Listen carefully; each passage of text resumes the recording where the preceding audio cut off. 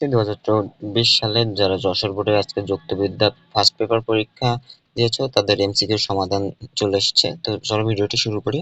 এখানে 1-এর ক, 2-এর খ, 3-এর খ, 4-এর ক, 5-এর ঘ, 6-এর খ, 7-এর খ, 8-এর খ, 9-এর ঘ, 10-এর খ, 11-র ঘ, 12-র গ, 13-র গ, 14-র ক, 15-র গ, 16-র গ, 17 গ, 18 ক, 19 গ, 20 ক, 21 ঘ, 22 ক, 23 ঘ, 24 খ, 25 ক, 26 ঘ, 27 ঘ, 28 ক, 29 খ, 30 খ।